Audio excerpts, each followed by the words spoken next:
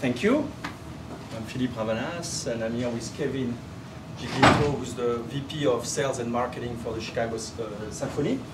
Alan asked me a couple of months ago if I'd be willing to share a case that I wrote on the symphony.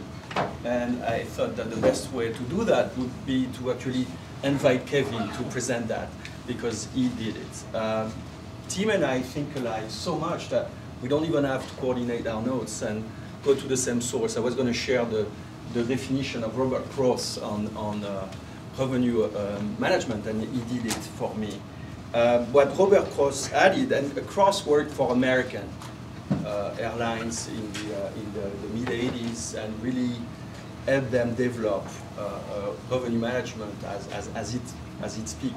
And then it somewhat permeated the hotel industry. That's where I encountered it. I worked for the Walt Disney Company in Paris with many hotel rooms to sell and couldn't find clients, so we had to work on pricing. And then it somewhat permeated other industries. And what Cross mentioned in his book after the definition is to say those techniques can be adapted to many industries as long as they share a few characteristics. And the first one is their capacity have to be fixed, but demand for their service fluctuates. Second one is that their variable costs are very low. The third one is that their inventory is perishable, as Tim said, and that means simply that a service cannot be sold after the date at which it's produced. The fourth one is that their service can be sold through reservation before the date of production consumption. The last one is that the demand price elasticity, that's what Tim alluded to, actually for their service varies from a customer segment to another, arguably from a customer to another.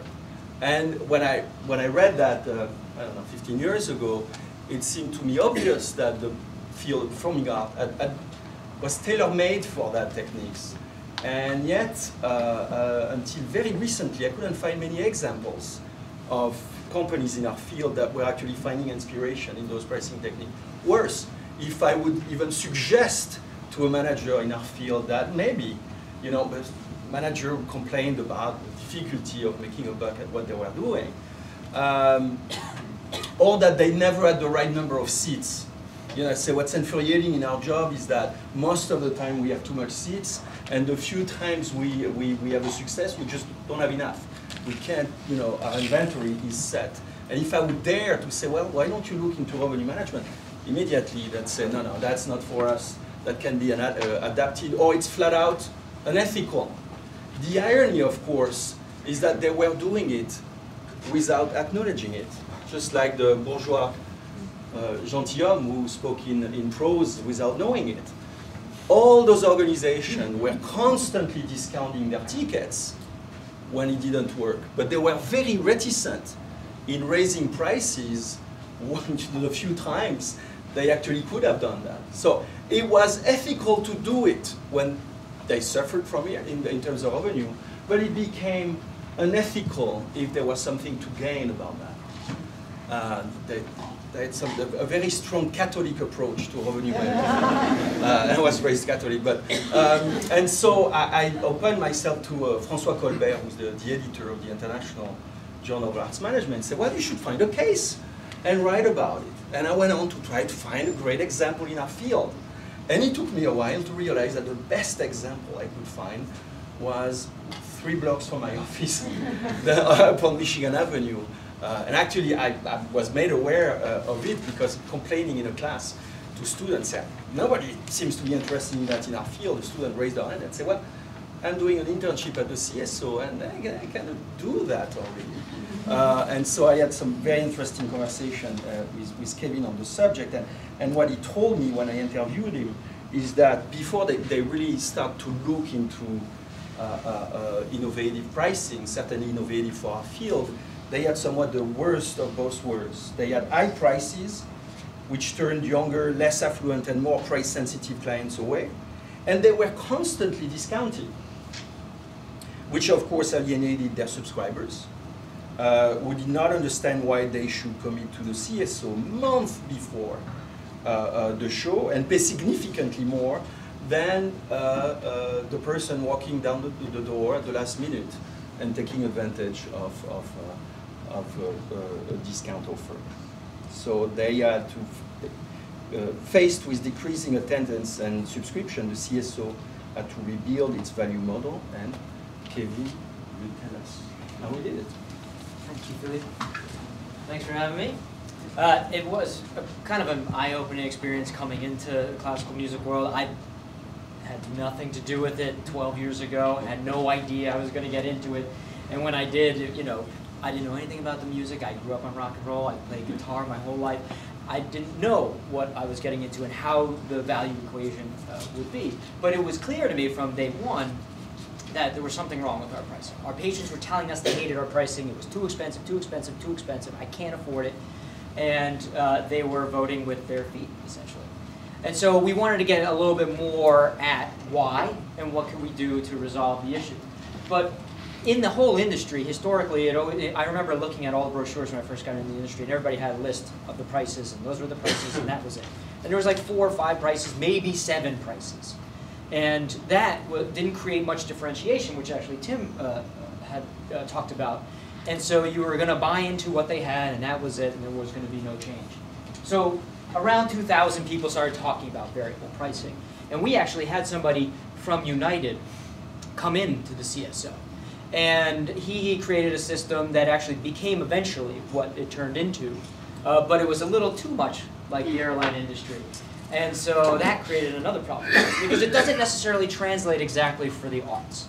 Because we essentially, we have, people don't have to travel if they don't want to. We also have people committed to us who are coming to us because of this love for the organization, and they feel invested in us, and they're donating. So how do we recognize that into the overall value equation?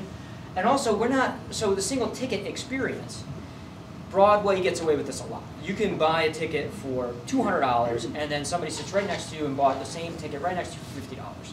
But they go away because there's no subscription base. They don't care. That show's there. Are they going to come back? Maybe, maybe not. It doesn't matter.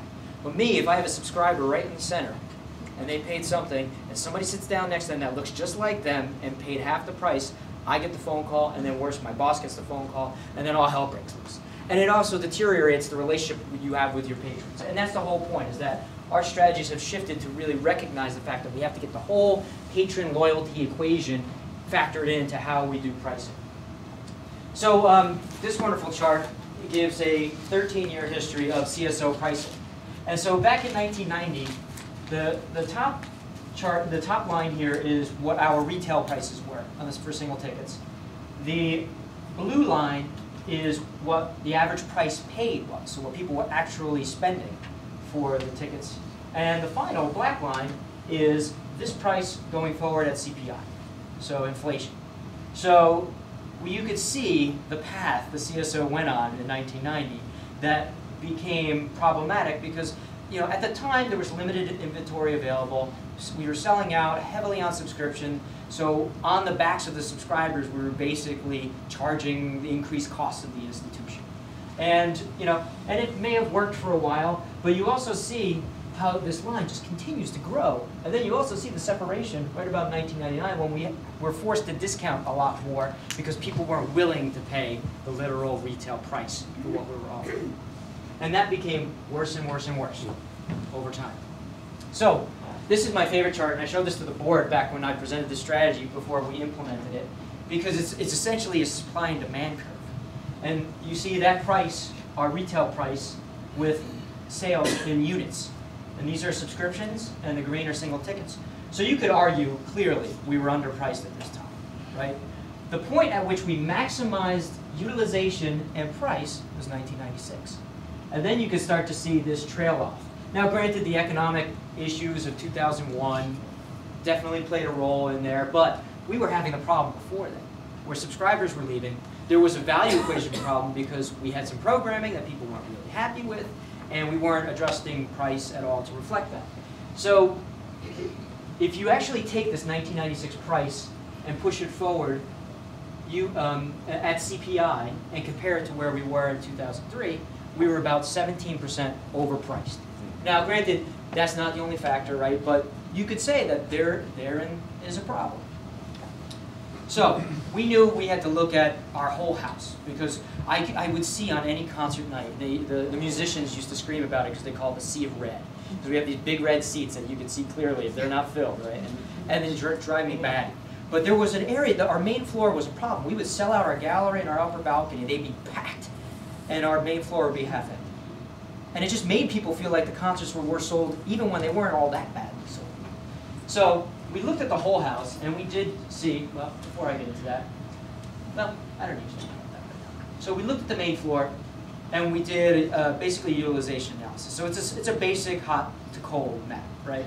So you see all the areas that we were selling the tickets very effectively in the dead center, and in classical music, and orchestral in particular, it takes a few rows to get the full view of the orchestra and the full sound. So this is really the prime real estate. You can see that we were selling those out very well at a premium price. But the problem was nobody was sitting out here except for our house physician seats. So nobody was really buying those 2 red seats out there. And that was constant. And what we were doing on a regular basis is discounting these tickets. Like you were talking about, and Philippe was talking about, we were discounting because we had to fill those seats, right? You know, perishable inventory, get them sold, get them sold. And all it was doing was destroying the brand and training people to wait. You know, you talked about Rush tickets. We used to Rush every concert. You pay $25 for a Rush membership, and then you get a $10 ticket, and people were converting from subscribers to Rush because they knew we'd always have seats available. So we said, okay, how do we flip this equation around? Look what we're doing. For $70, we're selling this seat, which is prime real estate. For $69, we're selling this seat, which no one wants to buy. Where's the differentiation? So we decided to change it significantly. And people freaked out when I showed them this grid because they said, oh, they're going to be confused. Look at it. How are they going to know what price it is? And nobody cares, because the price is the price. So we did these concentric circles to try and make it more clear, because I'll tell you, when we actually did it literally, it was crazy, and we had to make it at least something that had some logic to it. But so these $69 tickets became $25 tickets. We weren't selling them anyway, right? We were discounting them anyway. And then they went up progressively to 36, 47, 58, and 70. So we're maximizing the revenue we were already getting in and bringing down the prices. And what essentially started happening, the first thing that happened, which was glorious because we started pushing this in our marketing when we went out with our 2004-05 season, is telling gallery patrons there are fantastic main floor seats for cheaper than you're paying for your gallery seat. Or I should say, they were a little more expensive. So what people were doing is they were coming down from a $22 seat, and they were buying $36, $25, and $47 seats. And that freed up the entire gallery to sell to new audiences for cheaper, or to sell big groups. We could sell 200, 300 in a block, and essentially sell those all out at retail prices, raise the price of the rest of the gallery, and tell them in the group that they're getting a discount. And you're just using your inventory in a way that, you know, looking where demand is and adjusting. So now, okay, so this is the entry price, but this is not the end, because prices change every day. Every single day, we look at our trend reports. We look at how many days out, how many tickets are being sold, what's our capacity utilization by price zone. We have 17 price zones, and we look at them all. And you know, even if it's sold out, prices go up automatically, because if you get a return ticket, you're going to resell that ticket at a higher price. But if you know that it's pacing better than you expected, you're going to raise the prices. But some concerts, I know before I even go on sale, I'm going to raise the prices. And it just goes on what my expectations are. And we have a database with 11 years worth of sales, over 1,000 pieces of music, conductors, soloists, exact repertoire. I can look up 12 years worth of data to say, how did this actually sell? So here is the revised chart. You see in 2005, the price come down. And it's, you know, it came down by about $3, which is not insignificant. But you could see that the rebound was quite quick. And it was quick because, well, in the 2004-05 season, we had a contract negotiation that got dragged out in the press, and the programs were really difficult, so we didn't see the benefit there. But in the following years, where we started increasing price dynamically, we made it all back. So here is the sales chart 4 years later. And not only did we actually, so we lowered price essentially and made it more dynamic, and we actually increased utilization, increased revenue significantly, and nobody complained. Nobody knows the difference. Our prices are our prices. They go to our website. 60% of people buy online anyway. They scan around our house. I like that seat. They can see the seat and the price alternatives, and they buy. Now, as I was saying, you know, based on program, I kind of know if I need to take action. So these, I actually took these. This is a screenshot from a 10 concert series. It's only 6 of them, but these were all on the same series. Now, for a subscriber, you can't tell them that there's any differentiation between this and this, because they are experimenting and they want to feel that they're getting the best art no matter what is being performed. But if you give them the best deal, if they're going to pay that far in advance and commit to that, and give them which the deal means not always the best price, but the best price and seat, then they don't have any problems going forward. But Beethoven's Third Symphony, I raised the prices before tickets even get on sale. Raise them, just see what I can get. Dudamel, this was in his sort of blossoming year. If anybody's familiar with Gustavo Dudamel, it's Brahms and Mozart and Barber, can't go wrong. Dvorak Violin Concerto and Symphony No. 7, absolutely, but we'll track it and see where we need to go, how far do we raise prices, how many times. But this program with Ives, Carter, and Perez is painful for me to even look at. So, but it's great art. And we want to make sure as many people as possible can experience it. So we might dynamically change the pricing schemes there to try to encourage them. If you lower the prices, do you think people will show up? Not necessarily. So that is a key, is you have to realize, if you have to lower it so far to make a difference, and you have to do so much of a communication to tell them how much the prices have gone down, that may not be worth the effort.